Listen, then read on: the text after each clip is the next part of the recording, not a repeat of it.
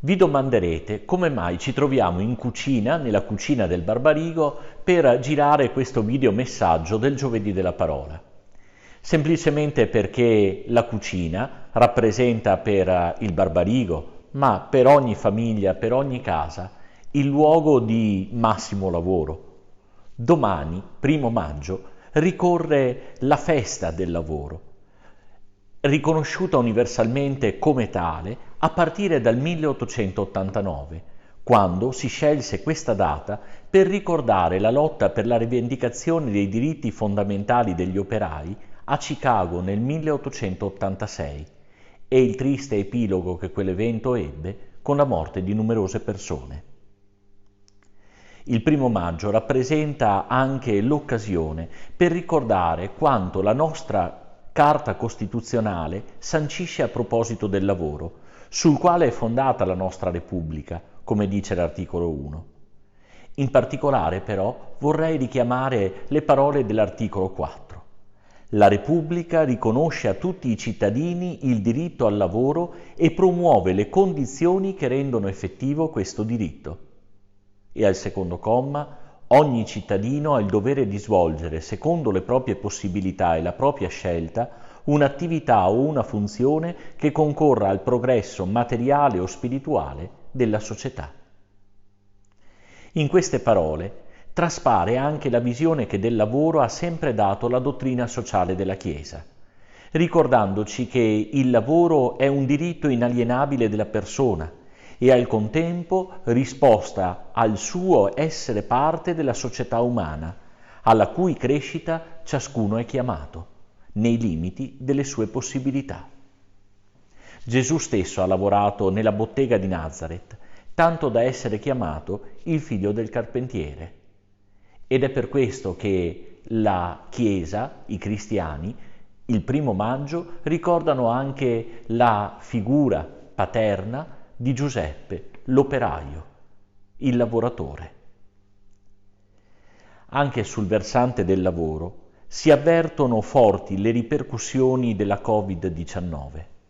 Potremmo dire che alla preoccupazione per la salute oggi altrettanto forte è quella per il lavoro, per il proprio lavoro e quindi anche per il sostentamento della propria famiglia e per il proprio futuro. Moltissime persone, lo sappiamo, sono in cassa integrazione e anche chi ha un lavoro promettente e ben remunerato non si sente poi così al sicuro. Mi piacerebbe allora che noi vivessimo questo 1° maggio non lasciandoci prendere dalla paura o dal panico, ma con 3 atteggiamenti che elevano l'umano, 3 atteggiamenti squisitamente cristiani, quello della gratitudine, quello della solidarietà e quello dell'impegno. Gratitudine verso tutti coloro che attraverso il loro lavoro stanno aiutando l'umanità a risollevarsi. Potrei citare tantissime categorie professionali rischiando di tralasciarne qualcuna. Credo però di non fare torto a nessuno se scelgo di ricordare in particolare i medici e tutti gli operatori sanitari. Il loro esempio, come ripeto quello di tanti che magari non hanno avuto l'onore delle cronache in questi giorni, ma sono stati al loro posto, anche a rischio della propria incolumità e talvolta della vita, ci testimoniano una dedizione che va al di là di qualunque dispositivo contrattuale. Testimoniano che il lavoro è innanzitutto un ambito di espressione di senso e di valori, e non solo la merce che viene scambiata con la remunerazione. A tutti vada il nostro grazie personale e corale. Secondo atteggiamento, la solidarietà. Solidarietà concreta verso coloro che il lavoro lo hanno perso o rischiano di perderlo. Essa si alimenta di piccoli gesti che ciascuno di noi potrà inventarsi, ma anche verso gli imprenditori, ai quali compete una responsabilità che va oltre loro stessi e il proprio nucleo familiare. Molti di loro vedono oggi annebbiarsi o persino andare in fumo il progetto per il quale hanno investito risorse, talenti, competenze, e il rischio di mollare può diventare grande. Hanno bisogno di sentirsi apprezzati, sostenuti, non solo dall'apparato statale, ma anche da ciascun cittadino. Terzo atteggiamento, l'impegno. Voi giovani potreste domandarvi, ma io cosa posso fare? Io non ho un lavoro. E invece c'è posto anche per voi, c'è posto anche per te nel risolvere questa situazione difficile. Il tuo contributo, piccolo ma mai insignificante, passa anche attraverso il tuo impegno quotidiano, nello studio, come nello stare accanto ai tuoi genitori che magari sono colpiti in prima persona dalla difficoltà e cercano di non coinvolgerti troppo nelle loro preoccupazioni, nel saper ridimensionare i tuoi presunti bisogni, le tue pretese per non appesantirli ulteriormente, o per un gesto di solidarietà verso chi è in crisi.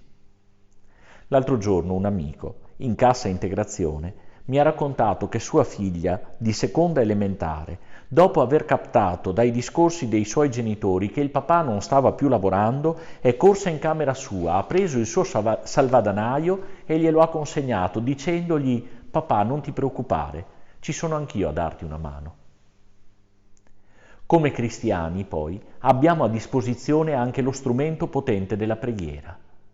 Domani, 1° maggio, come ho detto, ricordiamo San Giuseppe Operaio e iniziamo il mese di maggio, tradizionalmente dedicato a Maria, Madre di Gesù. Visto che abbiamo a disposizione nostro malgrado tanto tempo, perché non dedicare qualche minuto alla preghiera? Un'Ave Maria pregata insieme prima dei pasti, o la preghiera in famiglia del Rosario come avveniva nelle famiglie dei nostri nonni.